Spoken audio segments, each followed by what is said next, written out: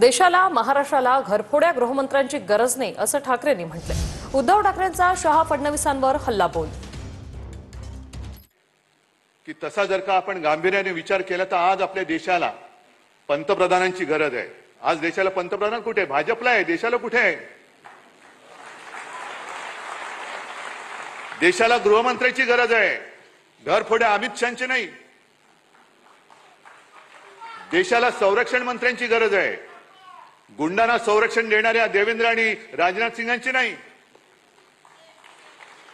तुम्ही देशाचे संरक्षण मंत्री आहात का गुंडांचे संरक्षण मंत्री आहात?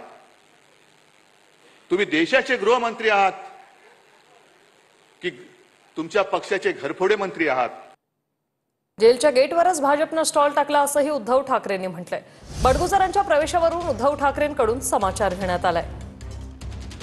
कोणीतरी सांगितले की भाजपने आता नवीन सुरू केले, जेलच्या तुरुंगाच्या दरवाजाच्या बाहेर त्यांनी स्टॉल टाकलेत।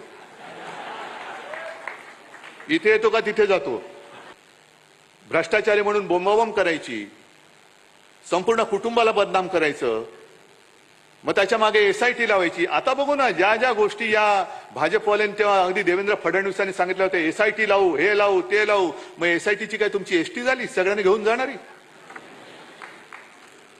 आता बघूया 70,000 कोटीचा घोटाळा आलं काय? छे छे छे छे छे, पाय धुवून त्यांचं पाणी पितायत। सिंचन घोटाळा ना, म्हणून पाणी पितायत।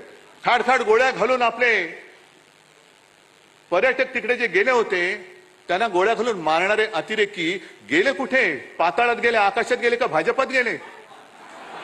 आता फक्त दाऊदला घ्यायचं बाकी राहिलेलं आहे, बाकी सगळं झालेलं आहे।